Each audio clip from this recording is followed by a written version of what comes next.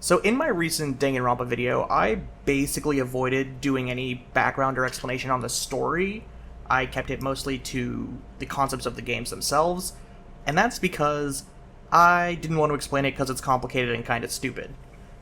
But I'm also going to be making a 2x2 video when 2x2 comes out, and I don't want to explain it in that one either, because scripting it out would still be complicated and stupid. So instead I'm just going to do this again, where I explain Danganronpa to my friend who knows nothing about Danganronpa. Hello, I'm the friend who knows nothing about Danganronpa.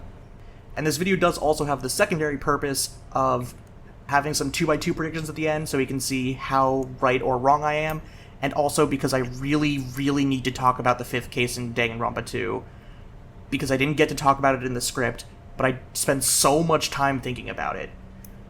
So, there's a lot to get into before that, since it's at the end of the second game. So let's start with some disclaimers.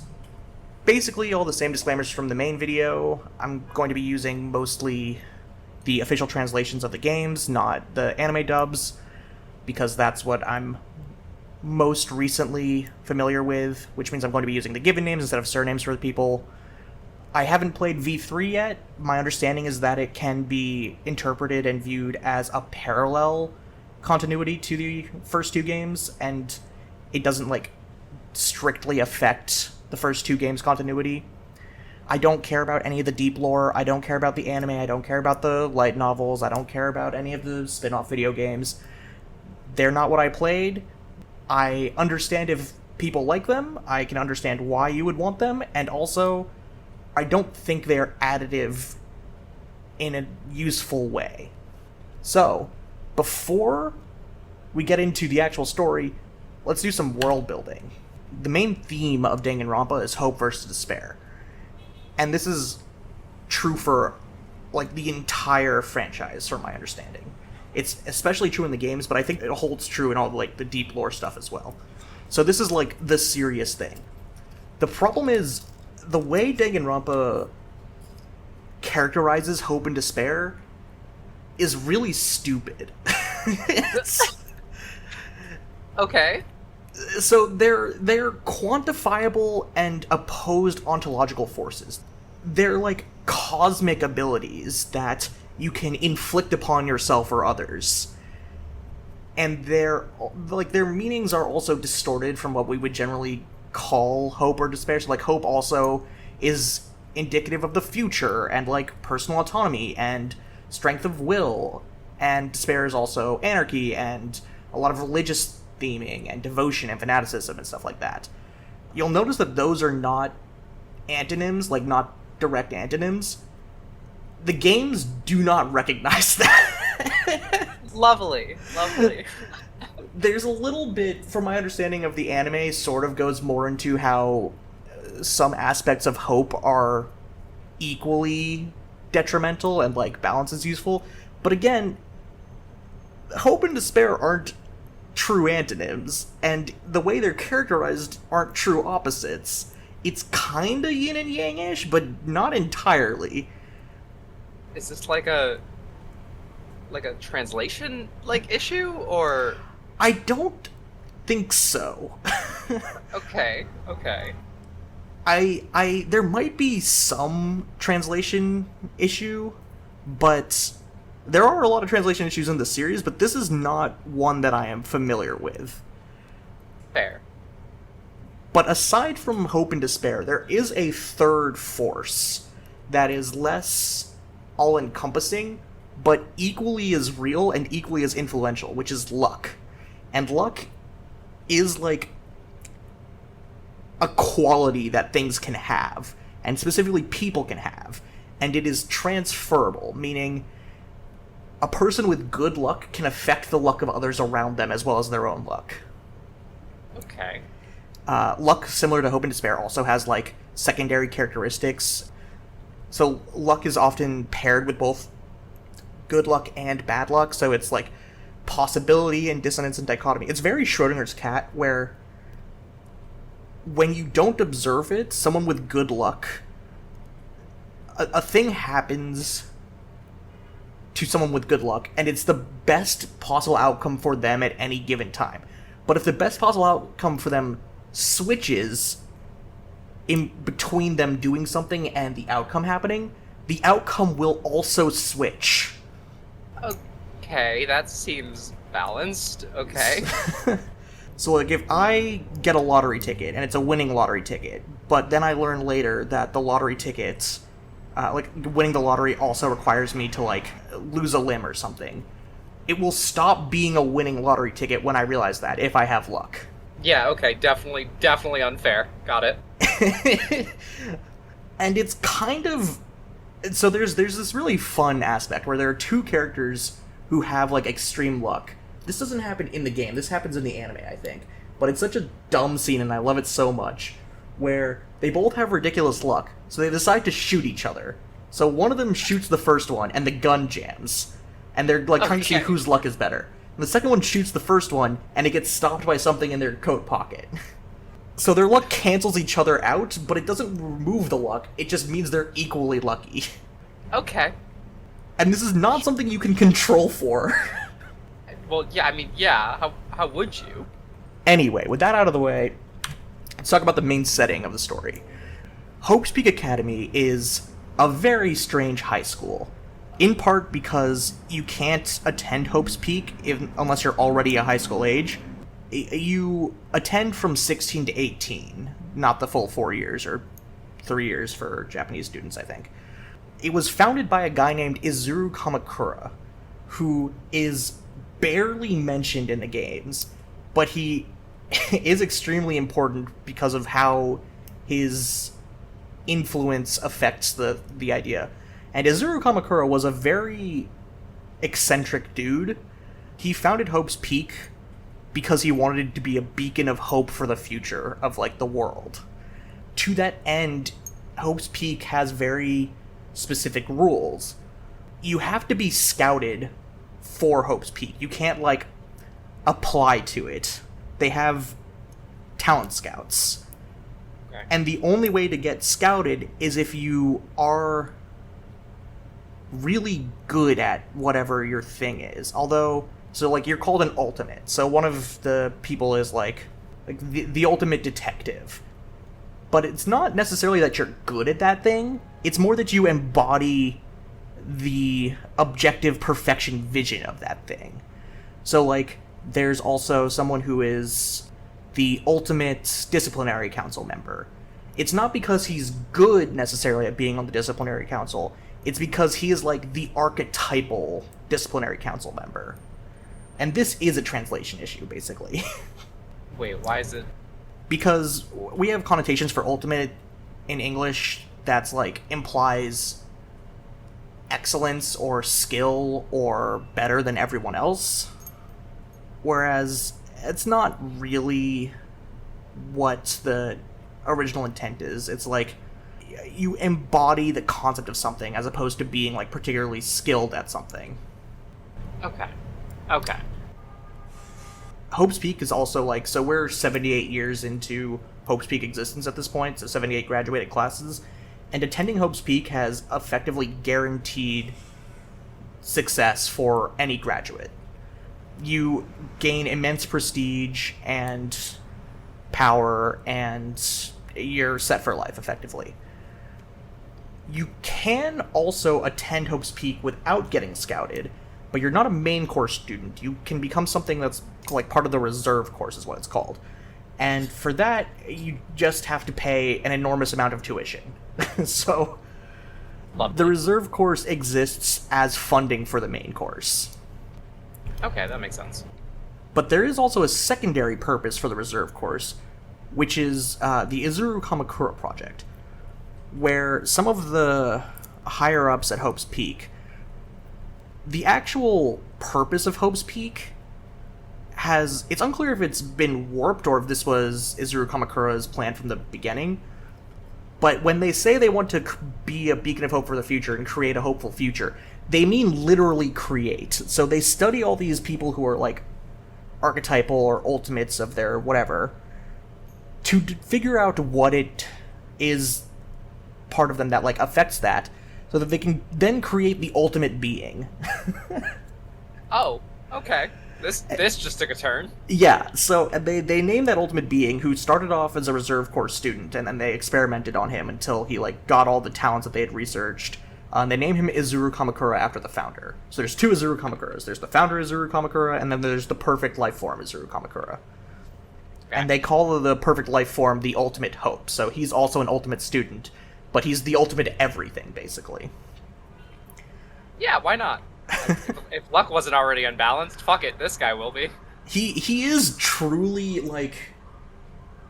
he's a lot like Mewtwo in the original Pokemon movie. Okay. But he also has this problem where, because he is so good at everything, he's incredibly apathetic, because he can predict how conversations will go, and he's unbeatable in basically everything. And so he's really, really bored. That would track. So Izuru Kamakura is basically a background character for most of the series. He's only introduced in DR2, but he's a very influential figure in the background, but he doesn't really do much. So with that, we can move on to the first game, Trigger Happy Havoc.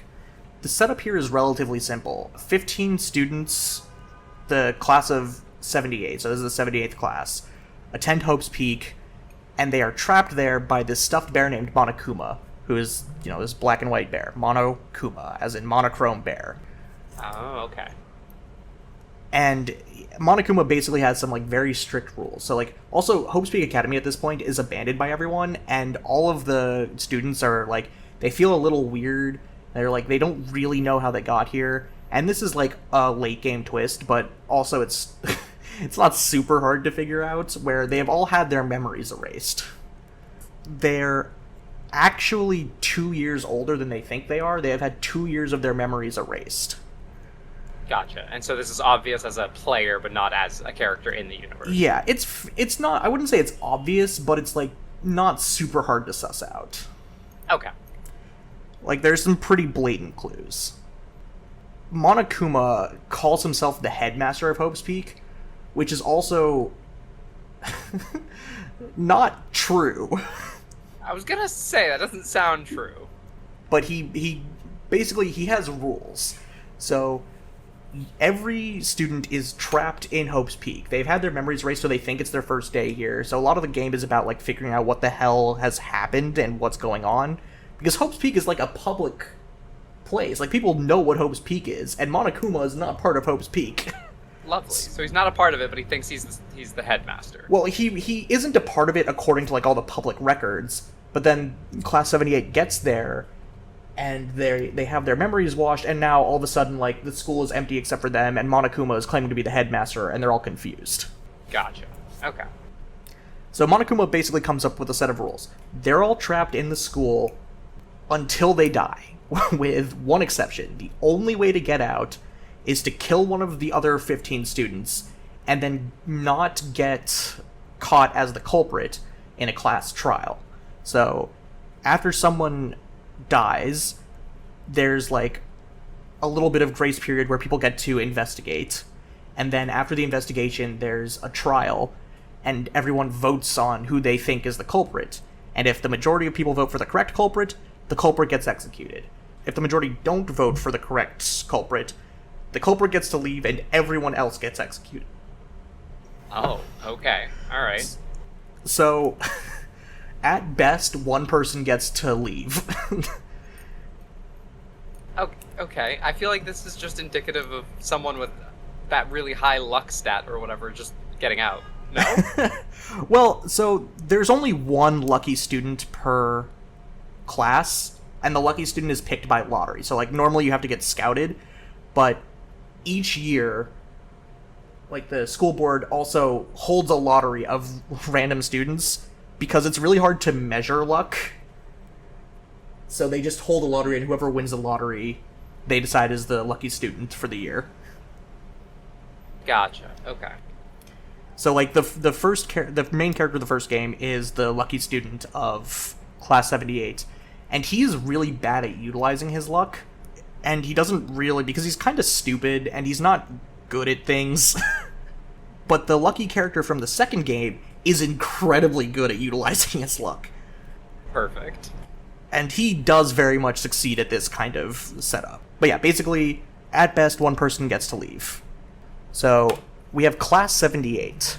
We're gonna go through them quickly, but for the most part, they don't really matter. Up top, we've got our main character, Makoto, who is the ultimate lucky student.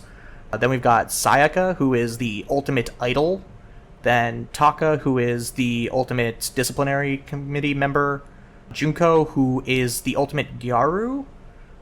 Sakura, who is a full beast, by the way.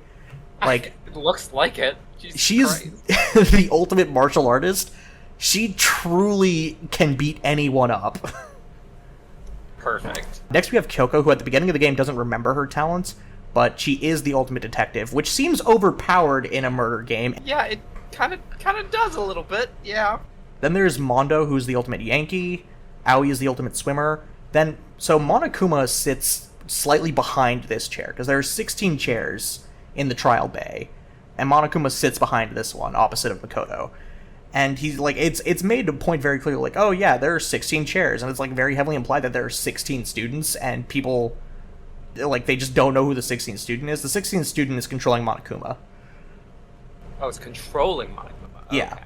So Monokuma is basically just like a robot avatar that the 16th student, who is the mastermind of the game, uses to, like, keep their identity hidden. Then we've got Yasuhiro, who is the ultimate clairvoyant. And this is what I mean by they're not necessarily good at their talent, they're just like the pinnacle of it. As the ultimate clairvoyant, the best clairvoyant they could find has a 30% success rate on his predictions. Oh my god. Okay. Alright.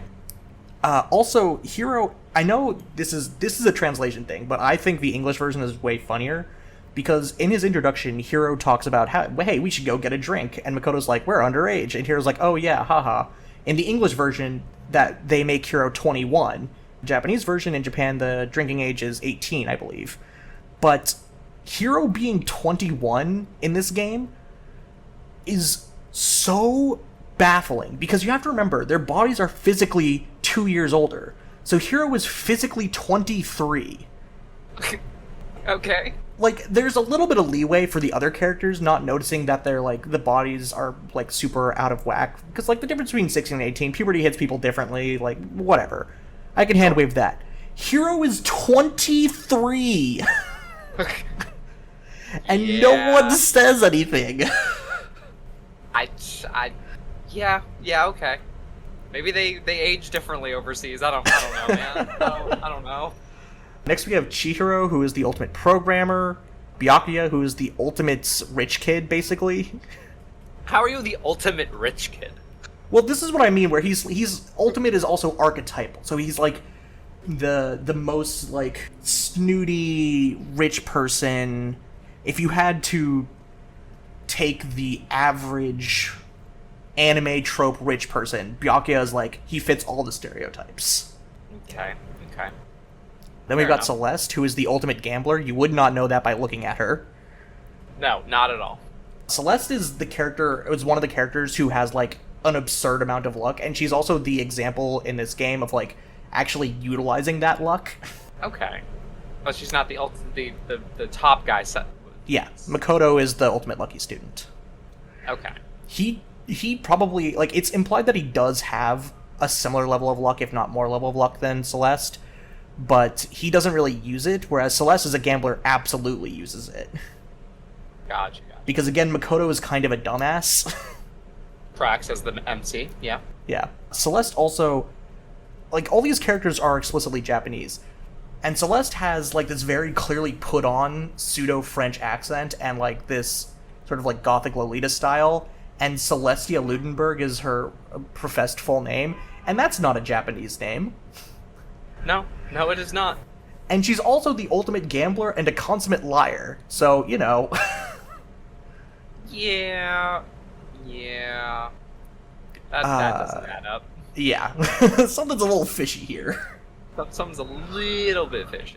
Next we've got Leon, who is the ultimate baseball player, except he hates baseball. He doesn't show up to practice, he doesn't want to play baseball, but he's so good at it that he got scouted anyway. So, like, Perfect. again, you don't necessarily need to be, like, perfect at whatever your thing is. You don't even have to like it. The school just wants to study you. Yeah, Uh, I don't see a problem with that. yeah. And there's Toko, who is the ultimate writer, but like she only writes. So she only writes romance, but she like talks super sexually. So my understanding is like the implication is that she only writes like softcore porn. Wait, what is she the ultimate student of? Writer. Oh, she's the ultimate writer. Okay, so she just writes like, okay, yeah. So she's just sitting on AO3 all day, just writing like. Well, you would think that, but no, because Hifumi, this next and last guy, is the ultimate fanfic writer. Oh my god. Which is actually a translation thing. His actual title is the ultimate doujin author. But in the same way where, like, Junko, the official translation is she's the ultimate fashionista instead of the ultimate gyaru. Because there are, like, a lot of, like, Japanese cultural things that just they tried to localize and to mix results. But in the English version, Hifumi is officially the ultimate fanfic writer. Perfect. The thing about Class 78, and this is true for the second game as well, there are 3 main characters, and everyone else is, like, to some extent filler. So we've got Byakuya, the ultimate rich kid, Makoto, the ultimate lucky student and protagonist, and Kyoko, the ultimate detective. They're the 3 that do, like, most of the work. Gotcha. And of the 3, only Kyoko is, like, actually effective. Because, again, she's the ultimate detective, and Yeah, Makoto's kind of a dumbass, and Byakuya thinks he's way smarter than he actually is. Being the ultimate rich kid, that tracks. Yeah. Exactly. So, realistically, while these 3 are the only people who do things, it's like 15% Byakuya, 15% Makoto, 70% Kyoko. Okay. And, like, the rest of the class has, like, a collective 2% at most. Yikes. The supporting cast of Trigger Happy Havoc is really not useful at all. Which is shocking with the amount of, like, Junko cosplayers I see. Like, why is So- everyone obsessed with her if she's not such a main character? Well, so that's the thing. Junko is a main character, which we'll get into more later and will not make sense for a while. I'm surprised you know a lot about Junko. I just know what she looks like, and I've seen so many cosplayers at all of the conventions I've worked at, but otherwise I know nothing about her. So, Junko being a main character is like a last-minute twist. Basically, everyone sort of fucks around for a couple days, like, why would we kill anyone? That's really stupid. Also, what is going on? And Monokuma gets bored, and he gives the cast the first of several motives. And motives are exactly what they sound like. Basically, Monokuma gives people a reason to start killing. The first motive is he gives everyone, like, a video or picture of their loved ones in danger of some way, or, like, some kind of, like, mysterious disappearance or whatever. So the idea is, like, hey, I've got your loved ones, better kill someone to get out of here and go get them or whatever. Sayaka and Makoto, like, for the first couple of days, Sayaka is sort of, like, tagging along with Makoto. They knew each other beforehand, even though Sayaka's, like, an idol and Makoto is really boring. And it's pretty clear that Makoto's got, like, a huge crush on Sayaka. And Sayaka fully exploits this. Because she says, like, hey, as soon as the motives get dropped, she's like, hey, I heard someone knocking on my door and trying to break in, and I'm scared. Can I stay in your room tonight so that I feel safer? And Makoto's like, yeah, sure. And then Sayaka's like, okay, but we can't be in the same room because that would be improper. And Makoto's like, okay, sure, I'll sleep in your room. Like a dumbass. The next morning, Makoto wakes up, and Sayaka is just nowhere to be found. So eventually the class goes looking for Sayaka, and they go into Makoto's room, and Sayaka is dead. She's just straight up dead. Rest She in is peace. in the bathroom with a knife in her stomach and a bunch of blood everywhere. Oh no. That definitely sounds dead. At this point, Monokuma is like, hey, okay, we're gonna do a trial to see, like, if you can figure out who killed Sayaka. And Junko kind of loses her mind, and she's like, hey, this is really fucked up. Can you stop? Like, what's wrong with you? And so she, like, punts Monokuma across the room. But Monokuma has established rules that attacking Monokuma is against the rules, and breaking the rules means Monokuma will kill you. Okay. So, Junko just gets killed. Wait, the bear gets killed? No, Junko gets killed. The bear... Oh, Junko, like, punts the bear, and then the bear kills Junko for it. Gotcha. And it's like extremely sudden and abrupt. And it's like right before the trial, and Monokuma's like, okay, cool, I killed Junko, Sayaka's dead, let's go do the trial. And everyone's like, okay? Like, student just dies, everyone's like, alright, trial time. Yeah. Sure, yeah, why not? So the trials, I'm not gonna really go into the trials too much because they're like not super important to the story, but basically people think Makoto was the one who killed Sayaka since, she was in his room. But eventually they kind of... Oh, also the other thing is Kyoko pretty clearly knows the answer to every trial, like who killed who and what happened before the trial starts. And she kind of just, like, leads people to the answers instead of solving them herself. Lovely. That's the detective one, right? Yes, the detective. Okay, that tracks. Okay. The thing about this case is that they eventually figure out Leon is the one who did it. And they figure out in a way that's, like, kind of convoluted because he, like, tried to... There's this whole thing with, like, a crystal ball that he threw that the only person who could have thrown it with, like, that kind of accuracy is Leon because he's the baseball player. But here's the thing. This trial is so fucking annoying because when you find Sayaka... Really trying to interrupt me. When you find Sayaka, and she's got all the blood everywhere, you can see the numbers 11037 written in blood by her arm. The thing is, it is so abundantly clear. Hold on. So this is found on the wall next to Sayaka's hand written in her blood. And Sayaka... Was Sayaka the victim? Yeah, Sayaka's the victim. Okay, gotcha. And what is... This is just the case number? It says Leon upside down. Oh, gotcha. That makes way more sense. And they spend so long being like, what the fuck does 11037 mean? What does it mean? I don't know, I can kinda get it. It's Yeah, it's pretty stupid. Yeah. Anyway, Leon is executed because they find him out. On to case 2. At the beginning of chapter 2, there is a scene where Mondo and Taka are, like, angry at each other because, like, Mondo's a rule breaker and Taka's a rule enforcer, yada yada yada. And they're like, we're gonna prove who's manlier, and we're gonna do this via sauna endurance contest. So they just sit in a sauna for as long as they can? Yeah, and whoever passes out first loses. And they make Makoto, like, referee it, but Makoto leaves before they're done because, like, it's nighttime, and he's like, alright, well, I'm gonna go to bed, see you guys later.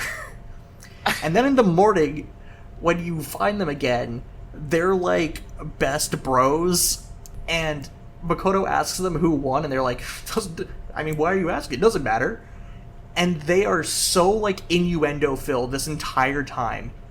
It is so gay. I was gonna say it if you didn't. Basically, eventually, I'll talk about the murder more in depth later because it's a whole thing, but Mondo kills Chihiro. Byakuya sees Mondo coming out of the girls' changing room, like, attached to the pool. And Byakuya's like, huh, that's weird. Mondo's a boy. Why is he in the girls' changing room? So he goes into the girls' changing room, and he sees Chihiro dead.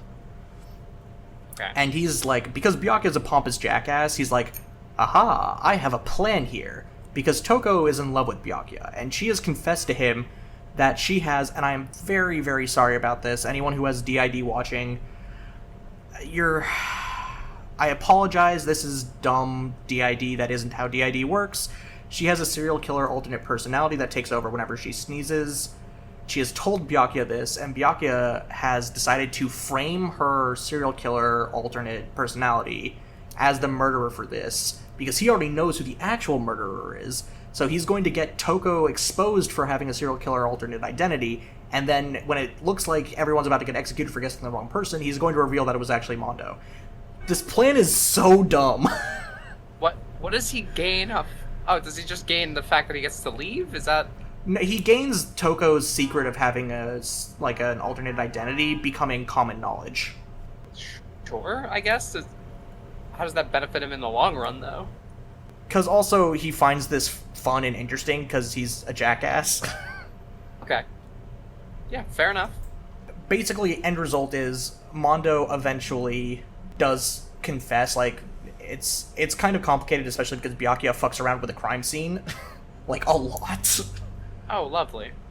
And Toko, like, her whole thing about having Genocide Jack comes out, and Genocide Jack is also, like, super into boys and also super into Byakuya the same way Toko is. She's just also a murderer about it. Sure. So vaguely, what's that? Yandere? Yes. Yandere, yeah. Okay. Very much so. Mondo gets executed, and Taka, who is, like, gay bros with Mondo at this point, takes it real bad. I could imagine so, having his lovely little night in the sauna with him. Yeah, I can imagine. It's time to talk about Chihiro. Danganronpa does some stuff that could be mildly described as problematic. Okay. And Chihiro is the single worst offender, in my opinion. I'm loving this slide already. Yeah. So Chihiro's body was found in the girls' dressing room. Mondo took Chihiro to the girls' dressing room after killing Chihiro because Chihiro was actually in the boys' dressing room because Chihiro is AMAB. Okay. The thing is, as soon as Mondo learns that Chihiro is AMAB, he immediately kills Chihiro. As is tradition, unfortunately. As is tradition. This is a genuine trans-panic murder. Lovely. And Kyoko is super weird about this in the trial, where she's like, instead of just saying that Chihiro's AMAB, like, she makes everyone go up to, like, check Chihiro's anatomy, and it's really gross and really unfortunate. And Chihiro, like, so to be clear, Chihiro in the games and all the portrayals is not transgender. Chihiro is a boy who is pretending to be a girl. The reason he is pretending to be a girl is because he has this inferiority complex about his strength, which is extremely misogynistic in its own right. There's this whole text about being like a frail, petite young girl, and pretending to be a frail, petite young girl because he's scared of not being strong, and it's so bad. It's bad all around. It doesn't sound good at all. Yeah, hate that. The games consistently treat Chihiro as a boy, so I'm going to be treating Chihiro as a boy as well. I wish it was different. I do still like Chihiro's character. If they had not fucked it up so badly, Chihiro could have been a really interesting character with a lot of like really interesting directions to take him. When did this come out? 2010. Yeah, okay. That makes sense. This is all lining up. Okay. Yeah. So again, not surprising, just bad. Yeah, agreed. It's not good. It doesn't help that this happens in a changing room / bathroom. Yeah, no, not even slightly. It's bad. It's really bad. And I don't want to talk about it anymore. So valid. Alright, moving on to case number 3. At the beginning of case number 3, so Chihiro was the ultimate programmer. And he found a laptop that's like briefly mentioned in chapter 2. The rest of the cast, after Chihiro dies, finds this laptop that is hidden in one of the locker rooms. There are cameras all over the school, so Monokuma can like observe everything, and he always knows what's going on. There are a couple of places that don't have cameras. One is this locker room. And so Chihiro hid this computer there, and the cast finds out that Chihiro, as the ultimate programmer, has also created like a fully sentient AI. Oh, yeah, why not? One of the things about Danganronpa is like, it's implied that because of Hope's Peak studying talents like this, the technological level of certain things is just like ahead by a lot. Specifically, computer stuff and technology is like really advanced. Just in and around the school? Yeah. Gotcha. Like the fact that they can wipe memories, for example. Yeah. Which is done with technology, not like magic or anything. Yeah, I figured as much. Yeah. Okay. But anyway, Chihiro has created this like fully functional AI that he named Alter Ego because it's like effectively a copy of his personality, but as a program. Chihiro made this? Yes. Okay. And Alter Ego, his reason for existing was Chihiro found a lot of encrypted files on this laptop pertaining to the school, so Alter Ego is going to like decrypt them, but it's going to take a while. Hifumi falls in love with Alter Ego because he's an otaku, and Alter Ego is a computer program. Yep. And Celeste is like, she uses Hifumi's love for Alter Ego to get him to agree to kill Taka, along with like other manipulation, because Taka is, after being like crushed by Mondo's death, Taka meets Alter Ego, who's like an incarnation of Chihiro, and Taka's kind of crazy at this point. So he sees Chihiro as, like, his bro, and he, like, kind of considers himself part Mondo at this point. It's a whole thing. That sounds convoluted. So Celeste is like, okay, Taka wants to have alter ego, Hifumi. We'll work together and kill Taka. And then we'll pretend you die, but you'll come back to life. And we're going to frame Hiro, because Hiro is a dumbass. This is their despite being clairvoyant. Yes. Okay, yeah, why not? Truly, Hiro is so stupid. At least the rich kid being stupid made sense. Well, the rich kid is, like, he's slightly above average intelligence, but he thinks he's a genius. Hiro is, like, actually stupid.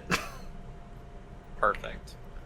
Hifumi designs something called the Robo Justice costume, which is a cardboard costume that they stuff Hiro in to make it look like, and then, like, they pretend that Robo Justice is going around killing people. So, this plan is so stupid. It does not seem like it should work. And it shouldn't. But here's why it almost does. Because Celeste has an enormous amount of luck. And this is where the luck becomes, like, really relevant. So, like, this plan shouldn't work. Everyone needs to have, like, really correct timing, and Kyoko, importantly, needs to not be there because her normal MO would make this plan impossible. Celeste doesn't plan for this, but her luck tilts things in her favor. So Kyoko is busy for most of this investigation, so she doesn't immediately catch it. And she gets, like, everyone to be in the perfect places at the perfect time. This is not part of her plan. This is the magic of luck.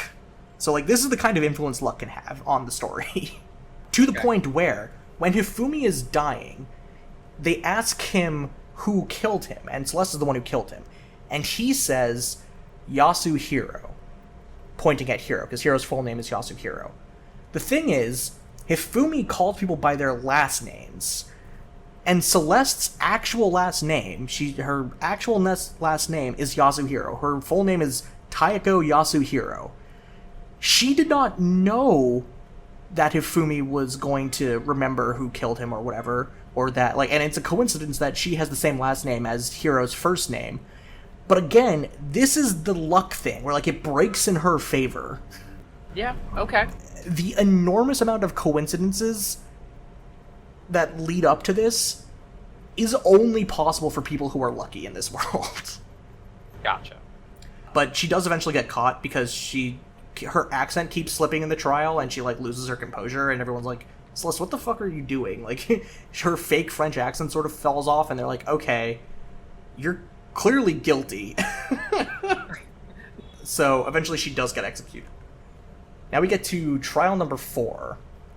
So, there's, like, a sort of background plot point going on for a while, where Monokuma implies that there's a traitor among the students who's, like, working with Monokuma. And then, at the end of Chapter 3, Makoto finds out that the traitor is Sakura. And at the beginning of Chapter 4, Sakura's like, I'm not going to work with you anymore, Monokuma. And Monokuma's like, okay, I'm going to tell everyone else that you are the traitor. And that immediately makes Byakuya, Hiro, and Toko, like, fully turn on Sakura. At this point, with all the deaths, there are only 7 people left. So there's these 5 on screen, plus Makoto and Kyoko. And Aoi and Sakura are, like, gay lovers. It's not explicit, but it's pretty heavily implied. Like, they spend all their time together, and they hang out in their rooms together. The writing is on the wall. They're both athletes. Aoi is a swimmer, Sakura is a martial artist, so there's, like, points of commonality there. Okay. But so Sakura is revealed as the traitor, and Byakuya, Hiro, and Toko all, like, lose a lot of their, like, trust in her, and so, like, relationships are getting strained. Okay, so Sakura is trying to repair relationships, and she decides, basically, like, to get the group moving forward, she is going to commit suicide, in part because Monokuma was blackmailing her to force her to kill someone, but Monokuma didn't specify that it couldn't be herself, so she technically fills her promise with him and also, like, tries to stop this, but Monokuma forges a note that makes it seem like Sakura wasn't trying to, like, solve things, so Aoi, who's, in love with Sakura, decides to try and get everyone killed, and Toko and Hiro both bonk Sakura on the head with bottles, and they both think they killed her, even though she didn't, neither of them actually killed her. This scene is very complicated. It is very complicated. Byakuya also, at this point, realizes he was wrong and starts getting pissy at Monokuma, and he goes from being an uncooperative jackass to being like, I changed my mind, I'm not in it for myself, I'm going to go defeat Monokuma with Makoto and Kyoko, and also the rest of you, kind of, but you guys are kind of useless, so mostly the other two. Basically, at this point, Monokuma was like, well, there needs to be someone needs to get executed, even though Sakura killed herself, so we don't have anyone to execute, so I'm going to execute Alter Ego. And they're like, you know about Alter Ego? And Monokuma's like, yeah, I know about Alter Ego. I know about everything. There are cameras everywhere. The cast of Trigger Happy Havoc, they There's make a lot of brain cells, and they kind of keep wandering around between people. Gotcha.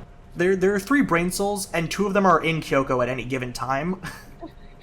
Kyoko's the detective? Yeah. Yep, okay. Moving on to Case 5. This is where things get complicated. Case 5 is the beginning of the climax. I really hate Case 5. It's really frustrating to me. And this is all still on Game 1, yeah? Yes, there's 6 cases in each game.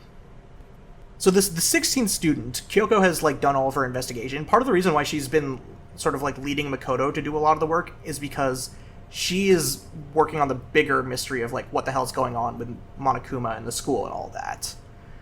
And so she has discovered that the 16th student is someone named Mukuro Ikusaba, who is this one down here. And you'll notice she is in a different style than the sprites of these two, because there are no official sprites of Mukuro Ikusaba that makes her look like herself.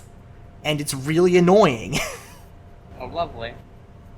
Mukuro Ikusaba is... And I'll explain this more in Case 6, because basically the whole trial for Mukuro is set up for Monokuma to frame Kyoko to try and get her killed, because he has realized that Kyoko is, overpowered as fuck and going to defeat him if he doesn't do anything about her. Wait, who's setting Monokuma, the bear. Oh, the bear. I.e. the person in the bottom left. Okay, so here's where the reveal is. Mukuro is not actually the mastermind. She is the 16th student, but... Okay. There's a whole thing that I'll get into in a second, but basically the important thing is the mastermind behind Monokuma is not Mukuro. There's, part of this trial is, trying to put all that together, because there's a while where they think that the corpse might be Kyoko, because Kyoko went missing, and also the corpse got exploded. Oh, lovely. Okay. Monokuma has fabricated this to try and frame Kyoko and get her killed, and Makoto has the opportunity to call Kyoko on, a contradiction, or let it go through, because Makoto is the only other possible killer. It's narrowed down to the only 2 possible killers are Kyoko and Makoto, even though, spoiler alert, neither of them did it, because Monokuma is cheating. Lovely. Wait, so who's the one that dies? So the corpse in this is Mukuro. But Mukuro was already dead. Oh, okay. The one that we didn't know about until now? Sure. Yes, yeah, why not? Correct.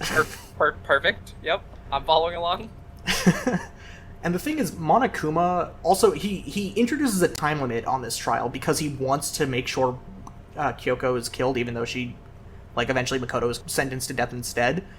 Because he's, truly panicking at this point of, he is getting found out. Which brings us to the fact that this kind of frustrates me. Monokuma spends a lot of time going on about fairness and rules and, doing things to, prove a point and how it's kind of a social experiment, because the cameras are not only recording for him, but they're recording to the outside world. So this is, kind of a Truman Show thing. I was gonna say, it's kind of it's a game show almost. Yeah. But Monokuma also constantly breaks his own rules, and even though he says he doesn't lie, he lies all the time. And, he talks about being fair, but he isn't actually fair. And I don't have a problem with that. I think that's good characterization for Monokuma. What I do have a problem with is the fact that nobody ever calls him on his bullshit. Yeah, I can imagine that getting real old real quick.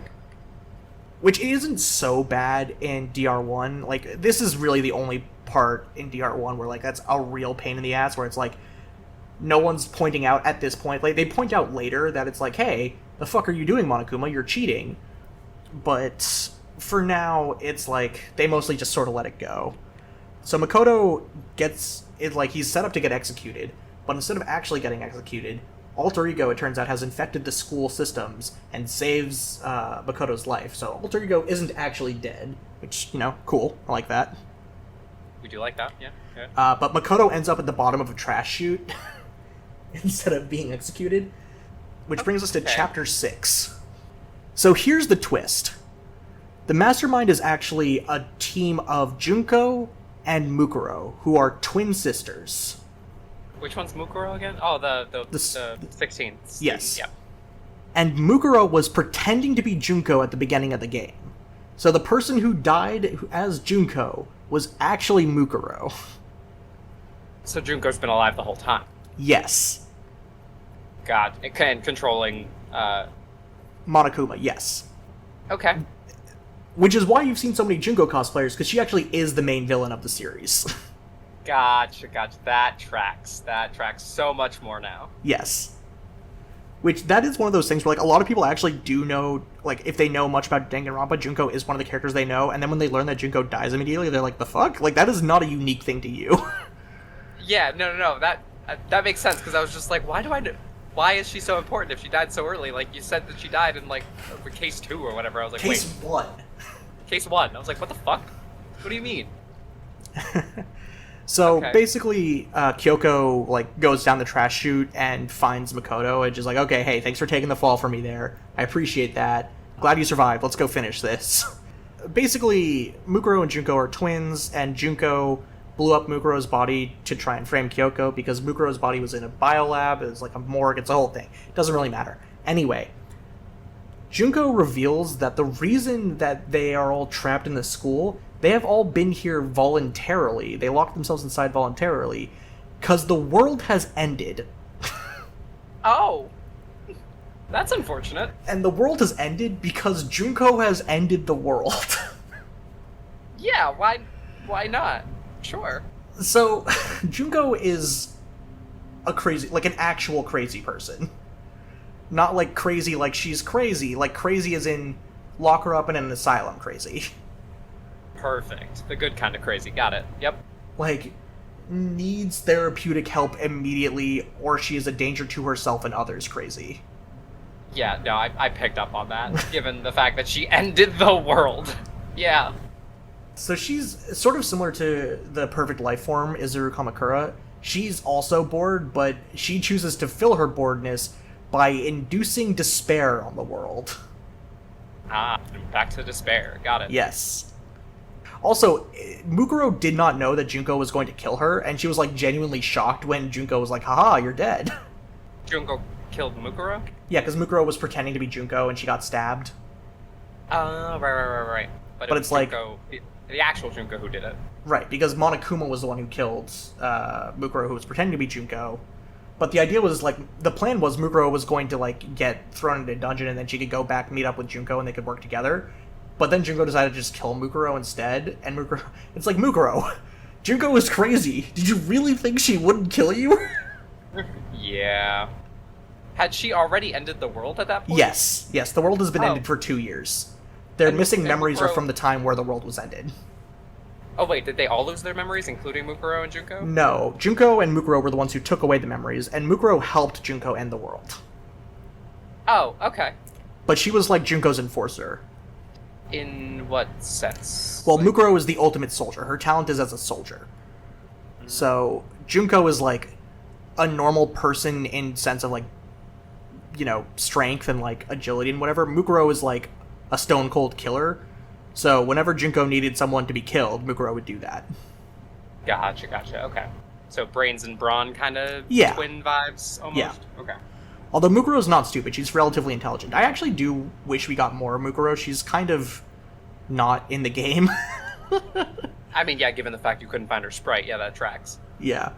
But like I think there's a lot of auxiliary material that makes her seem really interesting, and I would have liked to see more of her. But anyway, the world is like in total chaos because Junko also, this is explained in the light novel. where Junko is friends with another student at Hope's Peak who is the ultimate neurologist, which is how she got the technology to erase memories, and also how she got the ability to brainwash people. So Sure. she brainwashes a lot of people into going crazy with despair. Okay. And, like, okay. causes riots all over the world. And... Is the riots how she ended the world? yeah, like, riots and, like, violence and terrorist attacks and, like... Just mass hysteria, like, on Yeah. a global level? Okay. yes. Okay, Anyway, great. they eventually figured Junko out, and Junko is like, alright, fine, you figured me out, so I'm going to now die. And she executes herself, because she's crazy.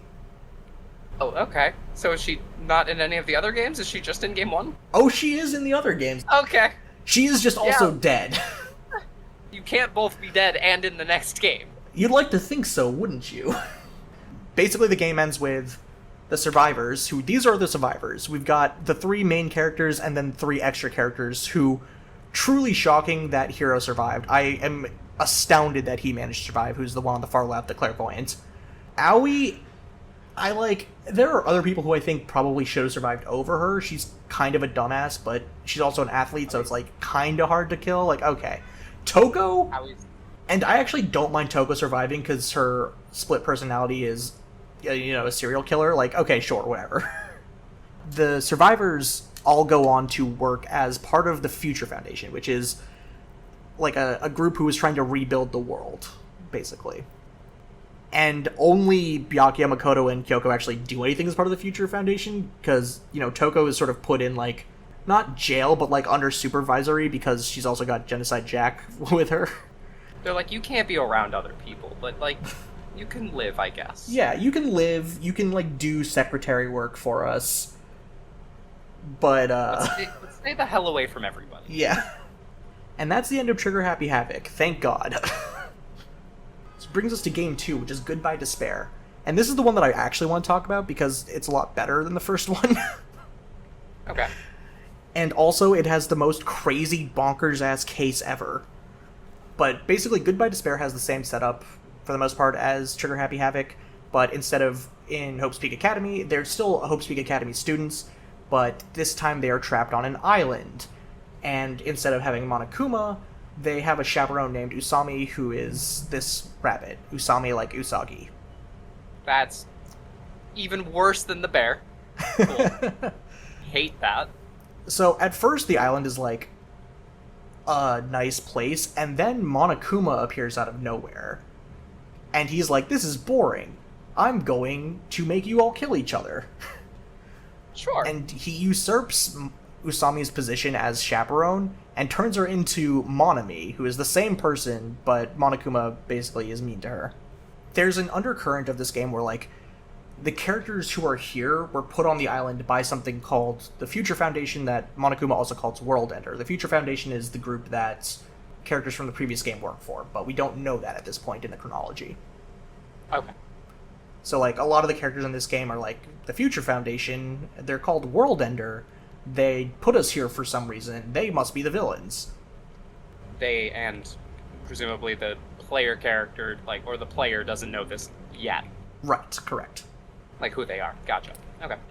So, the reveal at the end of the game, which, again, this one is, like, actually really obvious to the player, that they are inside of, like, a virtual reality game called the Neo World Program, which, the Neo World Program is, like, a rehabilitative experience. It's meant to undo brainwashing and, like, heal mental wounds by erasing memories. It's like reverting to the last backup of a person before they got brainwashed. Sure. And then they give them new experiences inside the the virtual reality to, like, make sure that they're, fully fixed. And then they upload the new consciousness from the virtual reality into the body that they had while they were still brainwashed. Gotcha. Sure. So, the problem is Monokuma takes it over, which he's not supposed to be there, so someone uploaded him as a virus. Monokuma. Yeah. Perfect. Okay. Which is how Junko is in this game as well, because Junko is Monokuma. So this is alter ego Junko, which is digital AI Junko. Sure. Okay. Yep. I'm following. But again, that's like an end of the game reveal. So we've got Class 77B, who is the main characters of this game.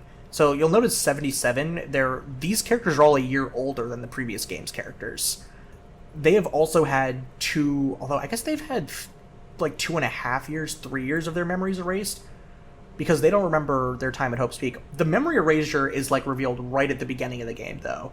There's a really annoying line where Monokuma's like, yeah, no one would... Only a hack would save the memory removal twist for the end of the game. And it's like, Monokuma, can you fuck off for a sec? Perfect. It's like, you don't get to be, like, wink at the camera and make fun of yourself now. Like, come on. Like, we just got here. Yeah. Anyway, starting from the top, we've got our main character for this game, who is Hajime. And Hajime does not remember his talent. And that's like a big source of angst for him. Okay. Unlike the previous protagonist, Makoto, Hajime is actually kinda smart. Which is a really nice change of pace, because I hate Makoto being so dumb. Do we know as the character, or as the player, what his ultimate is? No, we don't learn it until he does. Mm-hmm. Next we got Hyoko, who is she's a traditional dancer. I don't... There's a cultural Japanese thing there that I don't know about, but she's... And it never comes up, but she's like... Her whole thing is that she wears a kimono all the time. Next is Gundam, and Gundam, clearly they did not think this through. His title is the Ultimate Breeder. I love this. I'm here for this. Now... He is an animal breeder. He breeds animals. Yeah, okay, sure. Whatever floats your boat. He has on him at all times 4 hamsters, who he calls his 4 dark divas of destruction. He's my favorite character. That's it. He's pretty great. You can't beat this. And he also has like this put on persona of like an evil overlord, so he's pretending to be like a dark mage with his powers of breeding hamsters. I love this. He is an excellent character. God, alright, let's go down the line. Let's keep going. We've got Akane, who is the ultimate gymnast. Okay, Fuyuhiko, who is the ultimate yakuza. Ooh, alright. Contender. Ibuki, who is the ultimate musician. Ooh, hell yeah. Nagito, who is the ultimate lucky student of this year. Mikon, who is the ultimate nurse. Byakuya, who you'll notice is the same Byakuya from the previous game, or is he, question mark? Because he looks a little different now. I can't quite put my finger on it, but... And also, what the hell is he doing here? And also, what the hell is he doing here? Then we've got Chiaki, who is the best character in the entire franchise. I love her so much. She is the ultimate gamer. Then we've got Nekomaru, who... They call him the ultimate team manager, but it's more accurate to call him, like, the ultimate sports trainer, or, like, athletes trainer. Okay. Like, he's a physical coach. And then we've got Sonia, who is the ultimate princess. She is canonically a foreigner.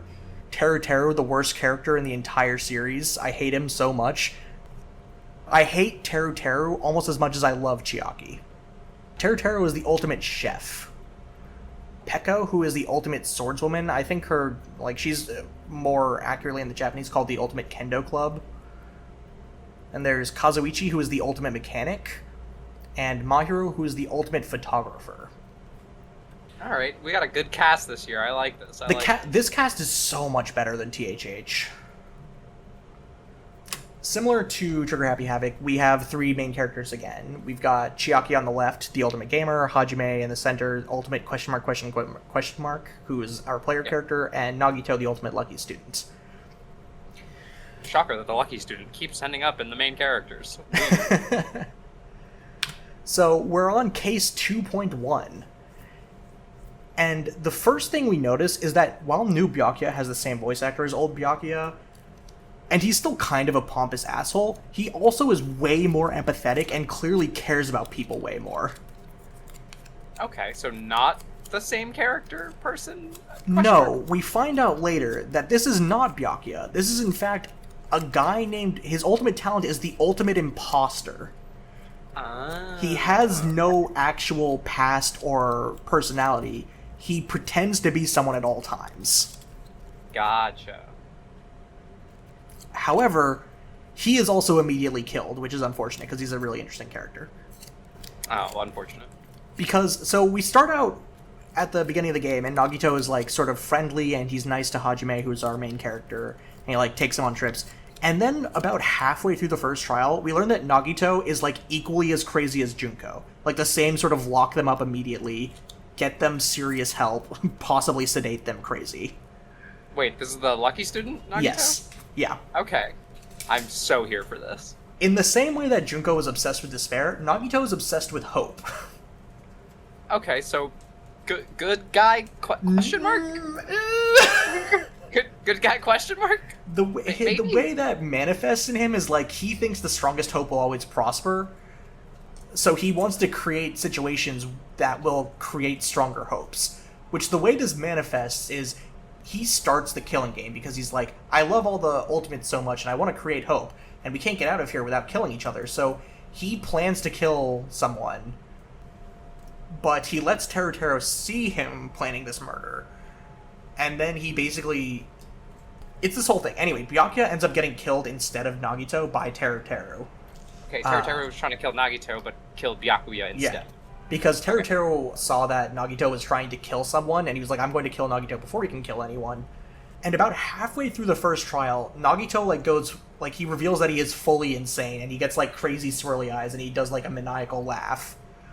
And they don't vote him out because? Question mark? Because he's not actually the killer, and again, if they vote the wrong person, the killer goes free and they all die.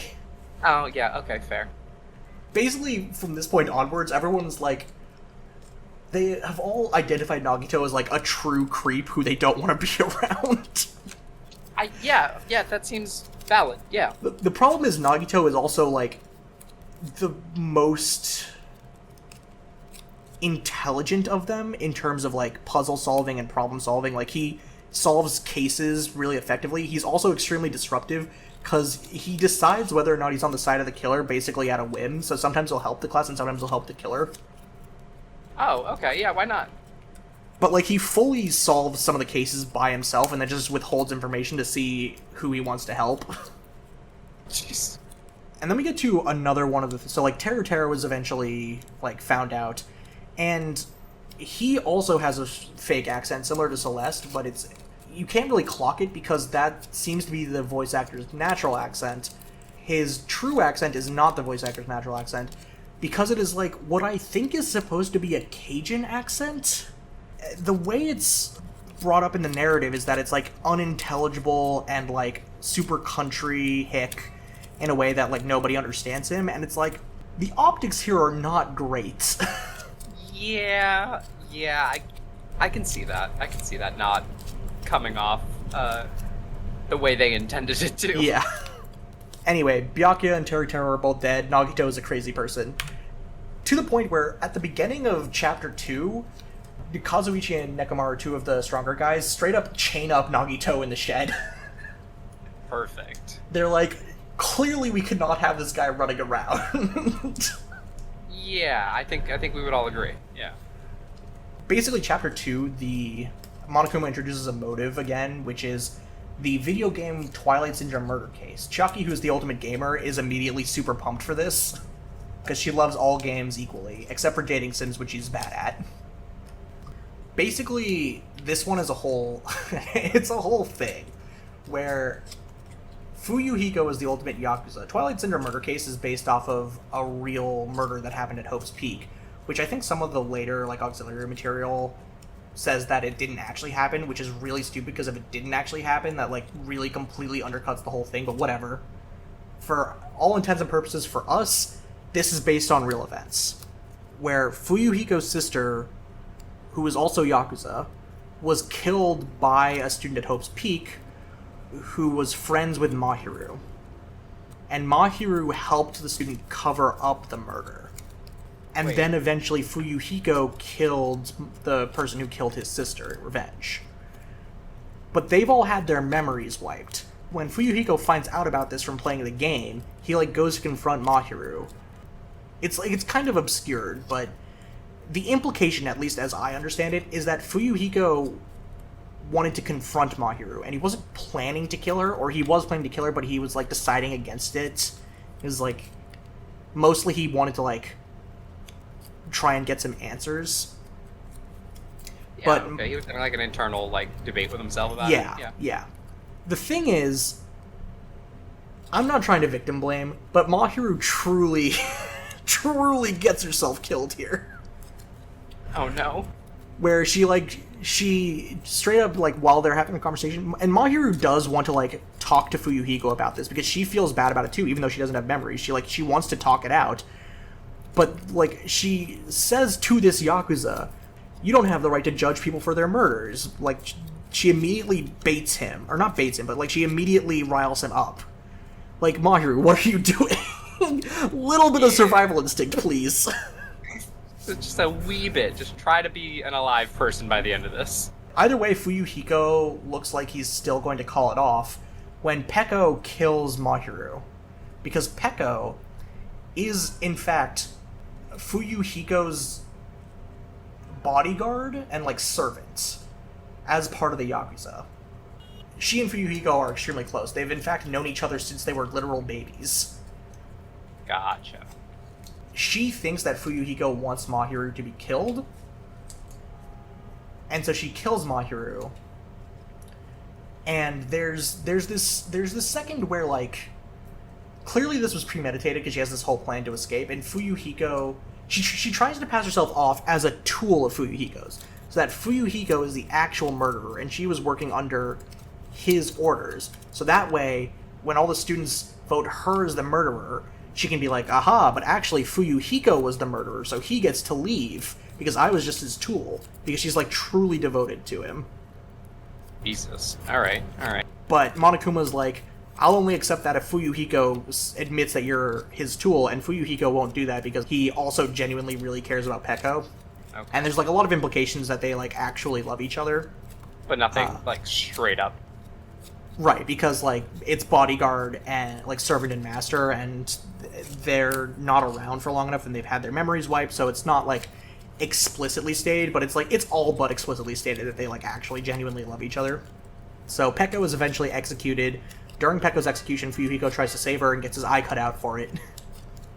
Oh, poor baby. Yeah. And up until this point, Fuyuhiko has been kind of a jackass, like an abrasive loner. But once this happens, he, like, fully has a face turn, and he becomes one of the most helpful characters in the game. Hell yeah.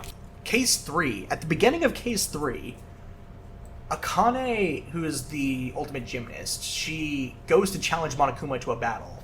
And Nekomaru, who is, like, friends with Akane at this point, is like, don't be a dumbass, and Monokuma is about to bazooka her to death, and Nekomaru jumps in front of it. And so Nekomaru gets bazookaed. Why is there a bazooka at this school? Well, they're on an island, and it's a virtual reality. Oh, right. So yeah, Monokuma okay. can do whatever he wants. So Nekomaru gets bazookaed, and he's completely absent from the rest of the chapter. He doesn't die. A day after that, so Nekomaru gets bazookaed in the night. The morning after, Monokuma introduces a new motive called the Despair Disease, which just affects the personality of people infected with it.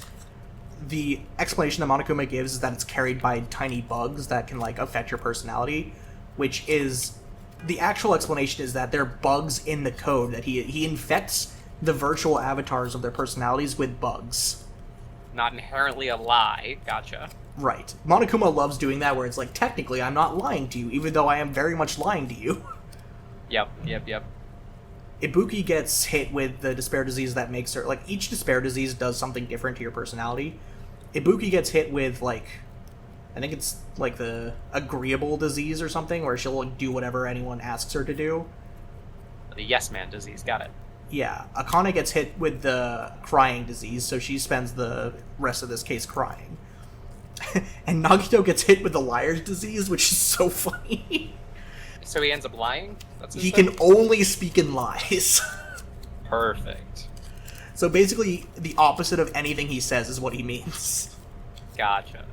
Eventually, so like some of them are quarantining themselves to not get the disease, and others are like in the hospital.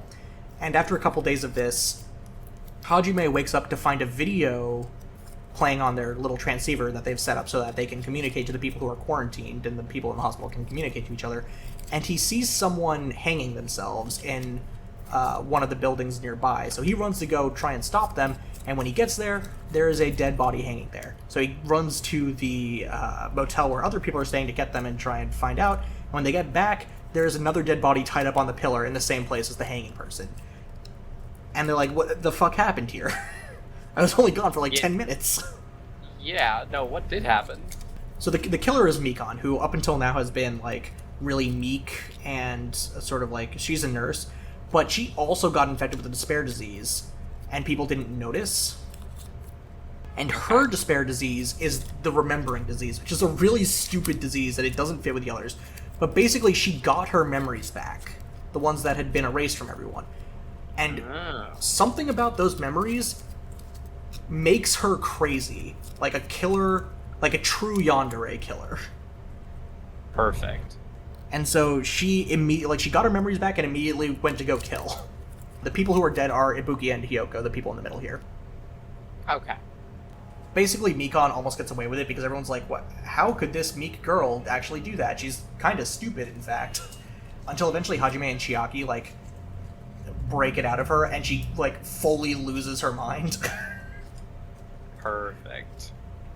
And she like also drops some tidbits about like, because she gets her memory back, so she's like, "Oh yeah, I know which one of us is working with World Ender / the Future Foundation, but I'm not going to tell you guys because I'm crazy."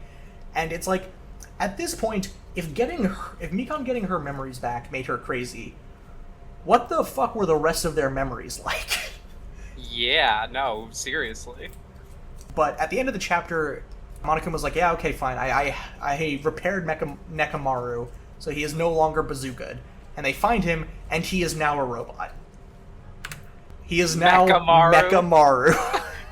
Far and away better than the first one already. It's so much better than the first one.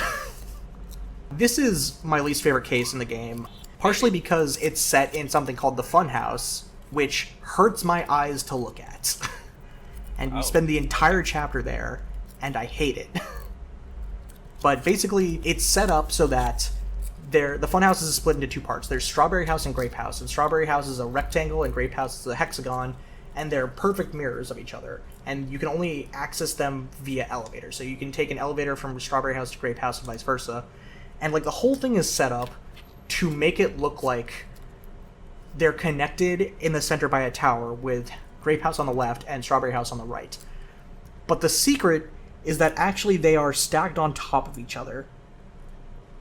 And it is so stupid.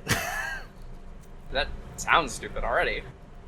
Basically, the whole thing of the Funhouse is Monokuma traps them all there, and he's like, until a murder happens, you guys won't get any food or water.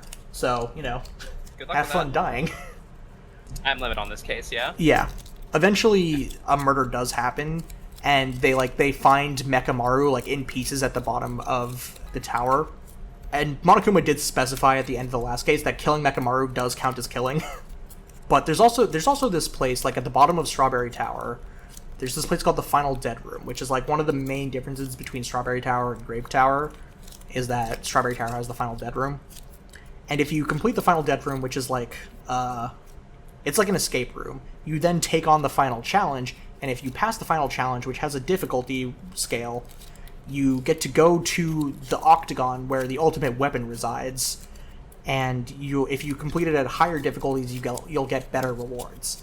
So Nagito decides to do the Final Dead Room after they find Mechamaru's broken body parts. And I hate the Final Dead Room because it's really annoying and a huge break in gameplay, but whatever. And it turns out the final challenge is Russian roulette.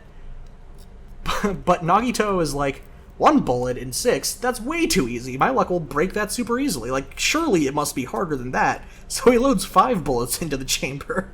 And obviously he survives. Yeah, well, obviously. What do you mean? He seems like genuinely, like, shocked that it could be so easy as only a 1 in 6 chance of death. He's like, that can't be right. That's way too easy. Did they just have more bullets laying there for him to load in? Well, there were 6 bullets on the table.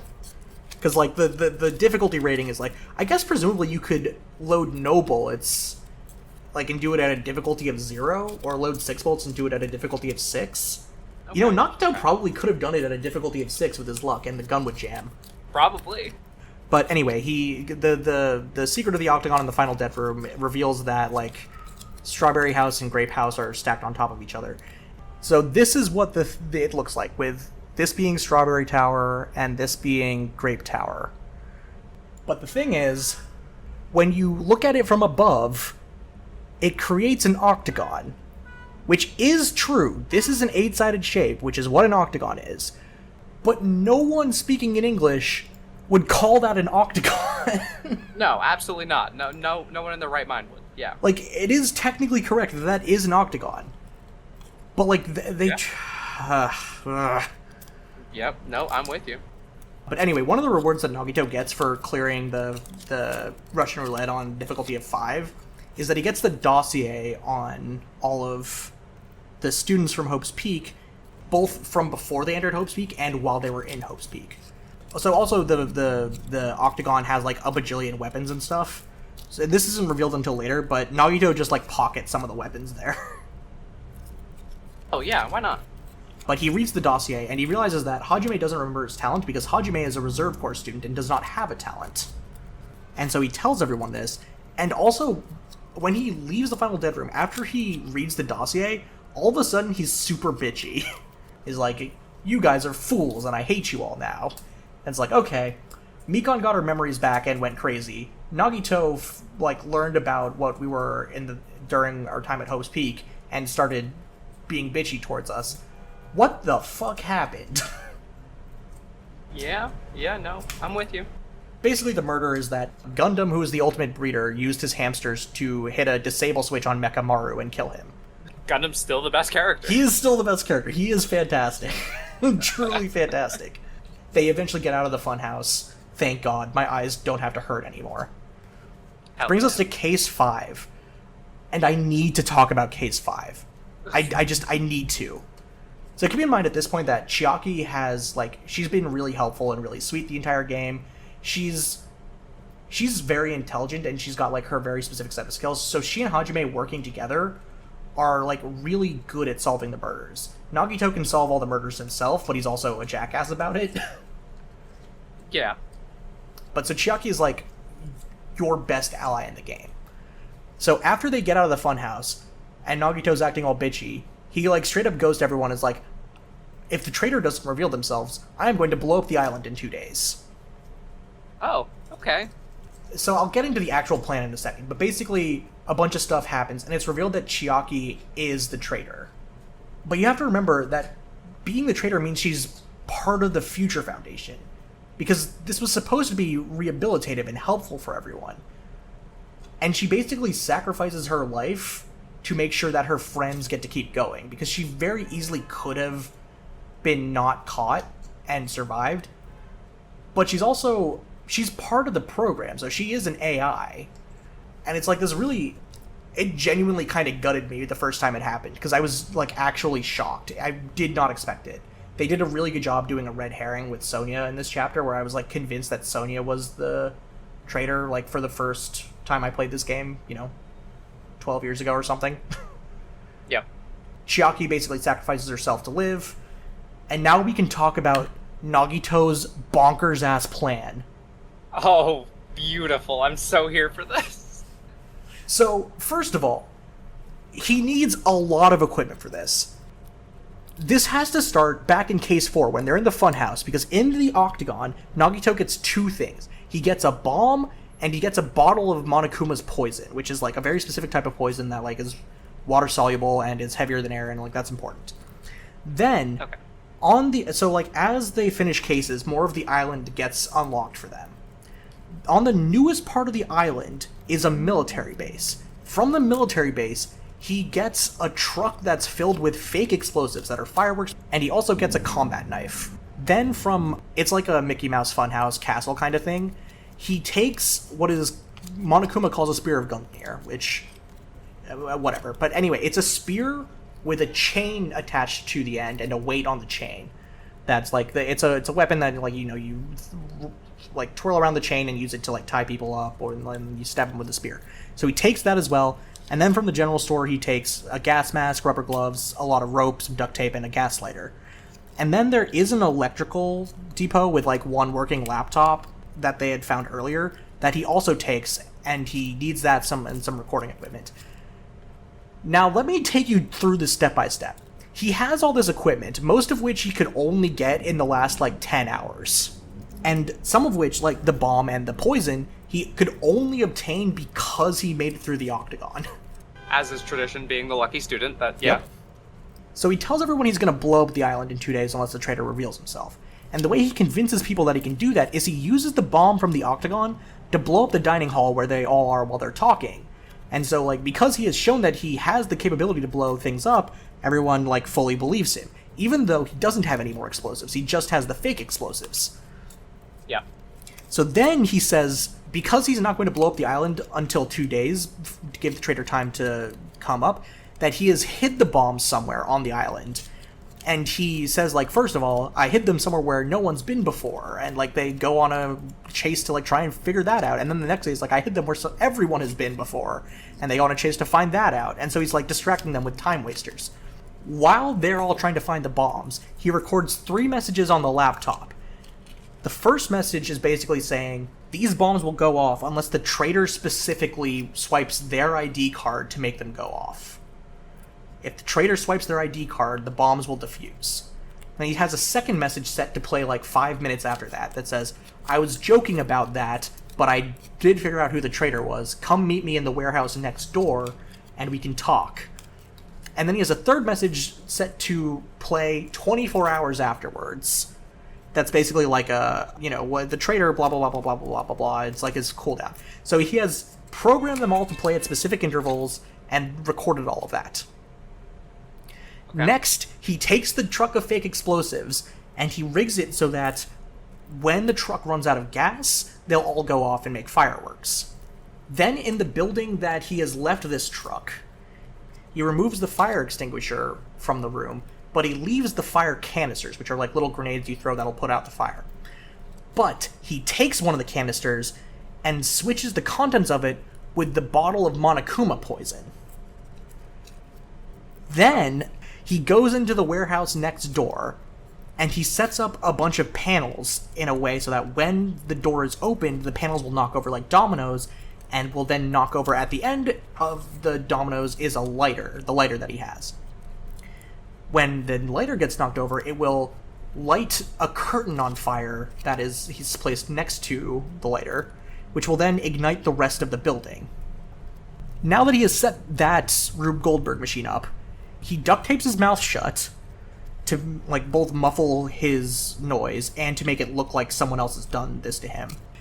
Then he ties 3 of his limbs with the rope 2 parts of the room to make it look like he is stuck, and he burns off the 4th piece of rope at the end to make it look like it burned down when the building goes on fire, and ties that to his last arm.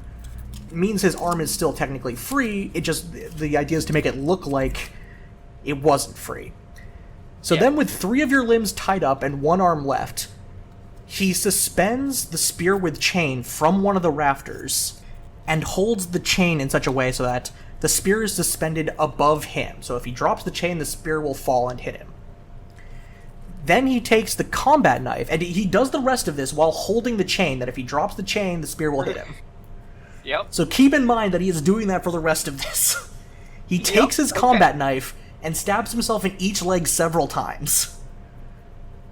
Very, very normal person that we're dealing with here. He then slices up parts of the arm holding the chain. He is careful to not stab that, to not get rid of it, but he still slices it up. Okay. Then he props up the knife and slams his one free hand into the knife to make it look like someone stabbed the knife into his hand.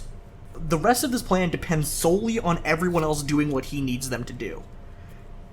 So he waits it out, waits for everyone to, A, find the fake bombs and watch the recorded messages when, like, so the bombs will go off after they find it, and then they'll see the second message telling them to meet in the warehouse.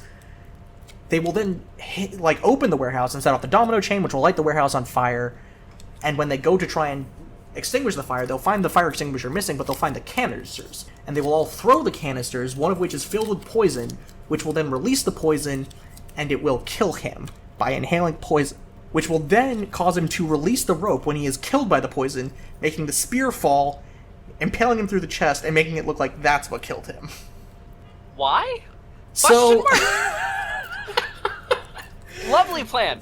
Why? So the idea here is to make it basically impossible to solve this case. Because what he learned from the dossier has made it so that he wants everyone, except for the traitor, to die. He relies on his luck to make it so that the traitor is the one who threw the poison canister. So, like, he uses his luck to guarantee that Chiaki, who is the traitor, is the one who threw the poison canister. Because Monokuma will count that as her killing Nagito. But anyway, Nagito's whole plan here is to make it so that they can't solve the case. And the only reason they don't all die is because Chiaki basically confesses to being the traitor, and they figured out that Nagito was trying to make it so that the traitor survived, which Chiaki has, like, a really hard time doing because she's AI and she was programmed to not be able to, like, reveal it. But she, like, leads them all to that answer because she wants her friends to live. Anyway, I need to talk about this for a second. The amount of things that need to happen for this plan to work. If anyone at any point deviates from this in any way, the plan completely falls apart. Okay. If they don't find the bombs at the right time, the plan falls apart. If someone decides to enter the warehouse before they find the bombs, they set off the thing and find Nagito's dead body, and it doesn't work. If anyone decides to just... If they don't know the fire canisters are in there, the plan doesn't work. If they take too long and Nagito bleeds out from all the stab wounds he gave himself, the plan doesn't work. If not all of them are there, because, like, if one of them is missing when the fire happens, the plan doesn't work. Like, it is so ridiculously convoluted to the point where it's like, this is straining credulity even with his bullshit luck. And just, like, the audacity of him to do the fucking... to like, stab himself in the legs while holding the chain that will suspend the spear. Like, this is ridiculous. Don't get me wrong, it's ridiculous in a funny way. It is ridiculous in a funny way, but also, he's the ultimate lucky student. Like, of course it's not gonna fall on him. Like, he probably couldn't kill himself if he wanted to. Well, yes, like, but he's stabbing himself in the legs and not bleeding out. Yeah, ultimate lucky student. It's stupid, but in the context of the game world, it makes sense. It does, and I hate it, and it is hilarious. I'm 100% with you. Truly, genuinely insane. As we have figured out from the beginning of this game, that he is insane. Yes. Yeah. So, like, it's worth noting that at this point, of the three main characters, both Chiaki and Nagito die at this point. And there's still one chapter to go. So Hajime takes this really hard. Like, he was really close with Chiaki, and there's some implied, like, romance there. But you could also read it as purely platonic. But, like, he was really close with Chiaki, and Nagito is dead. And the other four remaining students, two of them are, like, comedy characters, and two of them are relatively helpful, but also, like, so there's Fuyuhiko, who's the Yakuza, and Sonia, who's the princess, who are both kinda helpful. But, like, Hajime is kind of on his own now. He takes this really hard. Like, he takes Chiaki's death really hard, and he basically sleeps through the next day and a half. After that day and a half, when Nagito's message plays, basically at this point, the Neo World program is, like, major glitching out. It was supposed to end after, a set period of time, and so they've basically reached the end of that time. And Monokuma is, like, almost fully corrupted the game world, so Hajime and the rest of the living students are, like, they're seeing apparitions of their dead friends and not commenting on it because, things are just sort of wrong. Like, they find this underground bunker, and the password to the underground bunker is 11037, which is both hilarious and really stupid. Love that. That came back. Yeah, it's... I laughed out loud when I saw it on my recent replay, because I had forgotten about it, and it, like, I was cackling when I saw it. So they go into the ruins, and at the bottom of the ruins they find, like, a digital recreation of Hope's Peak from the first game. Like, it's the same layout, except it's, like, kind of fucked up now. And Monokuma's like, okay, it's graduation time. You guys go find out what happened, and then you come back, and if you want to graduate, I'll let you graduate. And everyone is still sort of shell-shocked at this point. They get to the trial. They have discovered most of the mystery. They uncover Monokuma as alter ego Junko. At this point, Makoto from the first game, the main character of the first game, shows up. He gets into the simulation because Junko is manipulating them, and he needs, like, Makoto wants the Future Foundation's side of the story to be told. Here's the thing. If the students choose to graduate, their minds will all be put back into their bodies. And Junko will use that option to implant herself into the bodies of all the dead students. So she will create a bunch of copies of herself. I'm loving this already. Her plan is to then infect the entire world with copies of herself. Wait, in fact, what world? Didn't she end it in the last game? Yeah, but there's still people around, and the Future Foundation is doing, like, some work to restore the world. Okay. So if they don't graduate, there's a second option, which is they can initiate the shutdown sequence, which Makoto tells them about. If they initiate the shutdown sequence, Junko will be trapped, but all of their memories from this, they'll revert to how they were before they got put into the Neo World program. And who they were before they got put into the Neo World program were brainwashed minions of Junko who helped to destroy the world. Wait, they were already brainwashed to help Junko restore the world prior? Yes, so before they got put into the Neo World program, Junko had brainwashed all of Class 77B into being her minions. Okay. And when the Future Foundation recovered these students, because they were all students of Hope's Peak before they got brainwashed, and the Future Foundation wants students of Hope's Peak on their side. So they found out that these were all minions of Junko. And again, because they're all ultimates, like, they're all super influential in the world, and they've got, like, a lot of power, that's part of how Junko ended the world. She used the influence of, like, Fuyuhiko is, like, a Yakuza, so he used, like, all of his Yakuza connections to help create chaos. And Sonia's a princess, so she used her political clout to create chaos, and yada yada yada. Gotcha. But basically, when the Future Foundation captured these people, they put them in the Neo World program and reverted their memories to before they got brainwashed. But if they use the shutdown sequence, the memories that they have made in the simulation will disappear and be overwritten back by the people they were before they entered the simulation. Which is what happened to Mikan. Remember, she got her memories back and she became a yandere crazy person? Yes. So they would all go back to being like that, basically.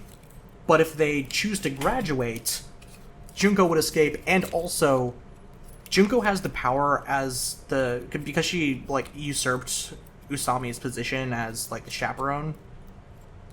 She has the power to reject students from graduating if she wants to, because, like, the idea was, like, if Usami thought they weren't fully rehabilitated, she wouldn't let them go back to their bodies. Gotcha. Now that Makoto has entered the simulation to try and help everyone, if they do decide to graduate, Junko obviously will not let Makoto leave. Yeah. And then she also points out, also you need at least 8 people you need at least half the students to initiate the shutdown, and right now you only have 6, counting Makoto. And Makoto's like, yes, but I believe! And then Byakuya and Kyoko show up. Byakuya and Kyoko being the ultimate detective and the ultimate rich kid from the first game. From the first game, gotcha. And what I love is Byakuya shows up and immediately tells multiple people to be quiet. He has truly not stopped being a jackass. Love this. And because we had fake Byakuya earlier in the game, who was, like, also pompous, but, like, in a really helpful way, and we get to immediately see that compared to actual Byakuya, who's, like, actually just an asshole. So they now have exactly 8 people, but Junko is like, all your memories will be erased. And Hajime especially, because he was so close to Chiaki, if all their memories are erased, none of them will remember Chiaki and everything she did for them. And Hajime finds out, Junko tells Hajime that he is in fact the student who was turned into Izuru Kamakura, the ultimate life form. So, the ultimate life form Izuru Kamakura started out as a reserve corps student who they did a bunch of experiments on. And Hajime was revealed to be a Reserve Corps student a couple chapters ago. And here it's revealed that he was the Reserve Corps student that they did experiments on. Gotcha. And the problem is, Izuru Kamakura's personality overtaking Hajime. If Hajime doesn't get put back into the body of Izuru Kamakura, he will genuinely cease to exist because his personality will just like get overwritten completely. With the other characters, at least their personalities will be there. They'll still be brainwashed, but like they'll still be themselves. They'll just be brainwashed versions of themselves. Hajime will straight up cease to exist. Gotcha. Yeah, that's okay. Yep. Again, Hajime at this point is the only person who's like really...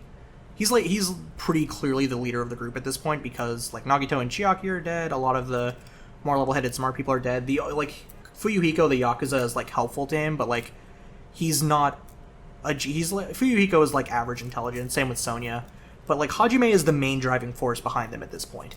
So when he gets put to that point of like, oh god, what do I do? It's looking bad. Yeah. And so he has this like vision in his mind where he's like breaking down and he sees all of like a vision of all of his dead friends and like they're all talking and being like, haha, let's just stay on this island forever and we'll have a great time and everything will be okay. And then at the end of that vision he sees a version of Chiaki who like talks to him and like gives him a pep talk and he's like, are you real? How are you here? Aren't you dead? And Chiaki doesn't really explain herself and it's left intentionally vague.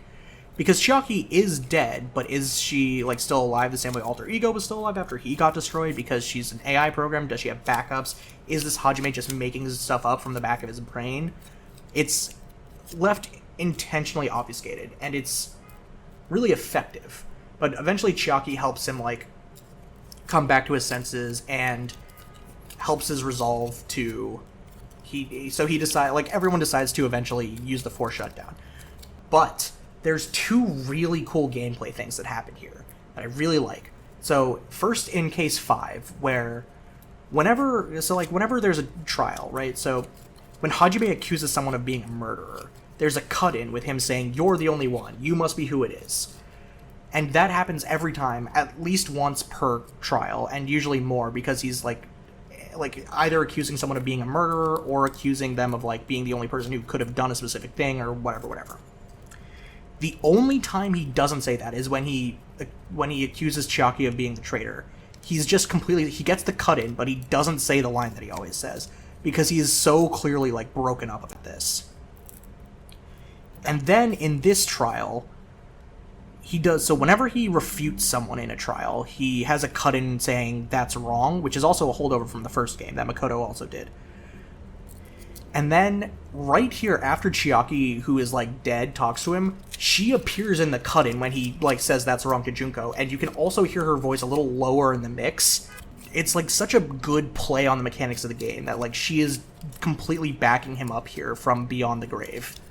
But anyway, they all decide to do the Force Shutdown, and coming out of it, we only have 5 people making it out compared to the 6 of Trigger Happy Havoc, and... Trigger Happy Havoc had all 3 main characters, plus 3 comic relief characters.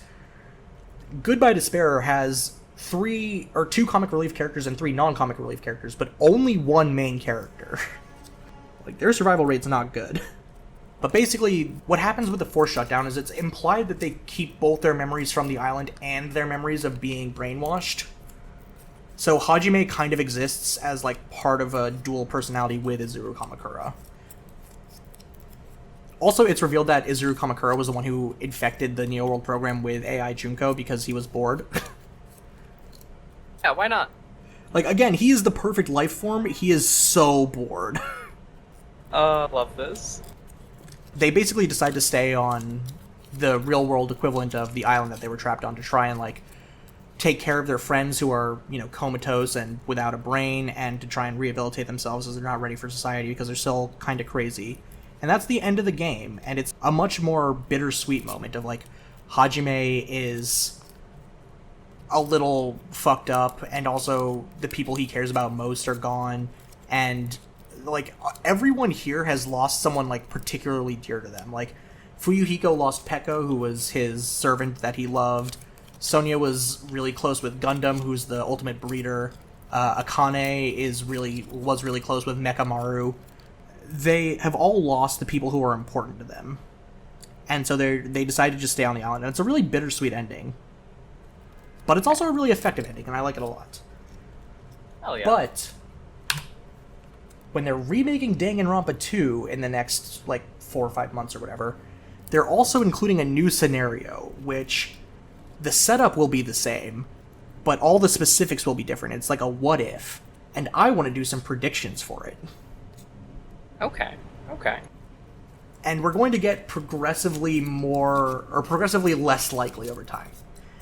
So I'm trying to do non-safe predictions. I'm trying to things that are not guaranteed, but I think are likely. Okay, almost hot takes. Yeah, closer to hot takes, I would say. Gotcha. So my first prediction is that Chiaki will be the protagonist of the new scenario. Your favorite character of the gamer? Well, yes. Huh.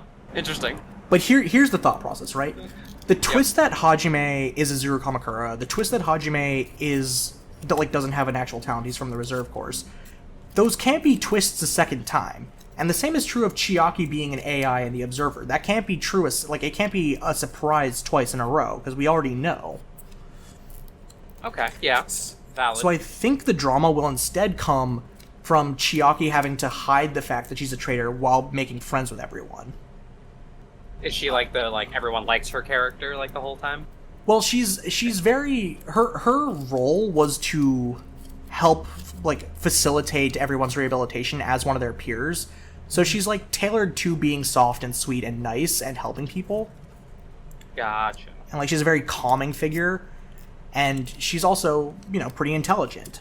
So she would work as a protagonist who comes up with ideas and stuff, but she also has very distinct weaknesses. So okay. I think she makes sense as the protagonist. The other option is that she's the first victim, but I don't think that's going to work because then she would be revealed as a traitor, and she wouldn't have the same emotional impact if, an AI traitor is killed first. We're oh, she wasn't real? What's going on? I think unless they play it really safe and really close to the chest, I think Chiaki is going to be the main character. Which brings me to, what the fuck is going to happen with Hajime and Nagito? Yeah, that is a great question, actually. Because they're very distinctly foils to one another in the game.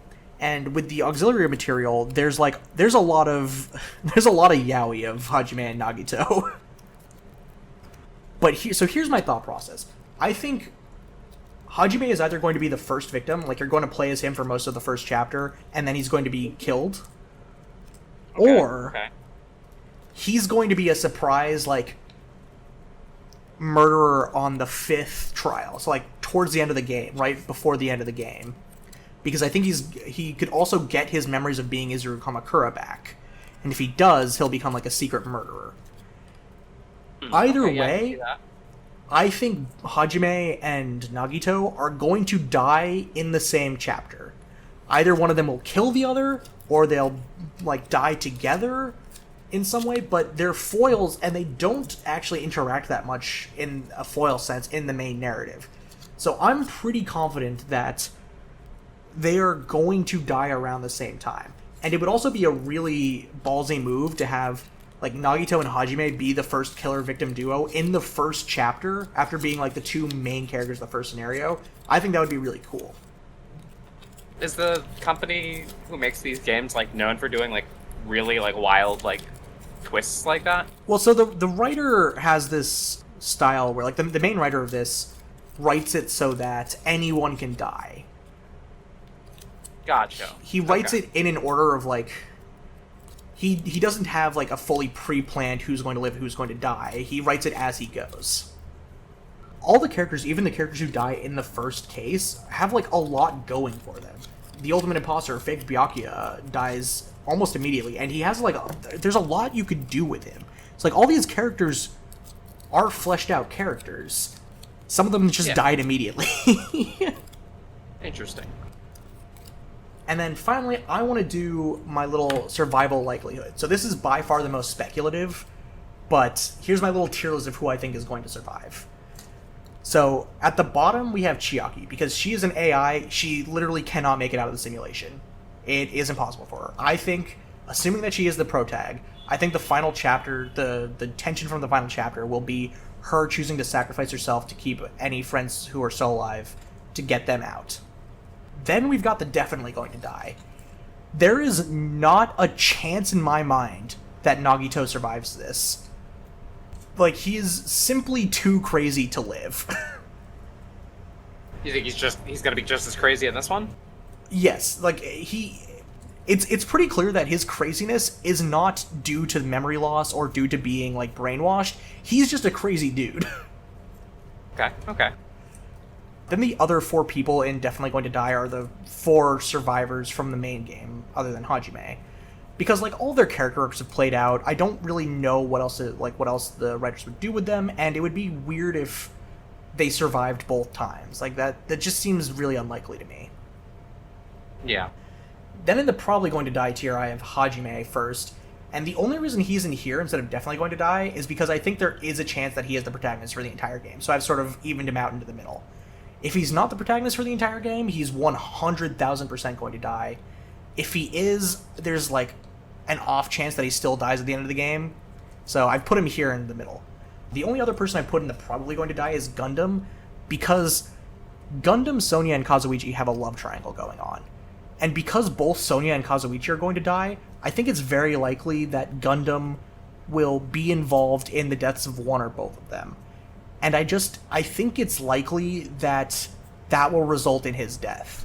I think he'll probably be more prevalent, especially because Sonya and Kazuichi are going to die and he has relationships with both of them. But I don't see him living. And especially as the cast gets whittled down, the way he talks is, like, really distracting, and purposefully so. It's very funny. But when there's only, like, 5 people talking in a trial, everyone needs to talk a lot. And I just don't think Gundam's going to be able to do that. Like, I think it would be really distracting. Okay. It's a little sad our best boy's gonna die, but yeah, fair. Probably going to die. He may die, but he will go out as he lived, being hilarious. True. Then we've got comedy character purgatory. Here's the thing. There are going to be at least 2 comedy characters that survive, and there are going to be a maximum of 3 comedy characters that survive. There's definitely going to be some comedy characters who live, and there's a limited amount who can. I've organized them into the ones who I think are more likely, but you can basically pick any 2 or 3 of these 5 to live. The reason why I think the lower characters are less likely to live, the first one is Hiyoko, and Hiyoko is so mean that she will either kill someone or get killed. Like, I think she is... Like, she's such a bully and such, like, a crybaby bully that it's like, she seems, like, ripe for the killing. Okay. Then Mikon. Mikon is the ultimate nurse, and she's also kind of creepy and crazy. I just don't see her lasting that long. I don't really... She doesn't have the characterization of someone who can survive. Gotcha. Like, I don't think they'll make her a killer. Well, they might make her a killer again, actually. She feels like a mid-game character, that she doesn't, like... She can only be played so many ways. And then I have Teru in the Lesser Purgatory because I really don't want him to survive. I really hate him so much. That's so valid. In the Greater Purgatory, we've got Nekomaru and Ibuki. So, I'll get into why Nekomaru is here in a second, but Ibuki is only around... Like, she dies in Trial 3. Like, she's the murder victim of Trial 3, so she's not actually around that long. She's around for less than half the game. But she's a really high-quality comedy character. She has a lot of places and a lot of comedic things she can do, and she is the right level of useless and disruptive to be a really good pick to go far. And because there's definitely going to be at least 1, probably at least 2 comedy characters who live, I think Ibuki is a very likely survivor. Then we're going to skip Nekomaru for now. I'll come back to him in a second for why I think he's going to live, but in the top tier, probably going to survive, all 3 of these people are smart people, and they're all people who died within the first 2 cases. So they've got the most remaining stuff going for them, and they're going to be necessary to stay around. Assuming, like, Nagito and Hajime die early, which even if they don't, if they aren't main characters again, I'm getting a little spicy here, but two of these three characters are going to need to help Chiaki. The reason why I'm a little split on them is, so Pekko's arc is always going to be tied to Fuyuhiko's. In the original game, Pekko died to protect Fuyuhiko. I'm fully expecting either Pekko and Fuyuhiko are going to die together, or Fuyuhiko is going to die to protect Pekko, and Pekko will have a similar but distinct arc as Fuyuhiko did in the first game. Fake Byakuya, in my opinion, 1000% going to survive. Like, I truly would be... I wouldn't be shocked if he died, but I think it is extremely likely he'll live to the end. In part because I really want to see him meet regular Byakuya. I think that'll be very funny. True. Yeah, okay, I'm with you. Yeah. And also because of the people who are likely to survive, he's one of the smarter ones. He's, like, capable, and if he doesn't die in the first case, which I think would be very bizarre if he was the first murder victim twice in a row, it seems unlikely that he's going to be an easy kill, and it seems very unlikely he's going to be a murderer based on his personality.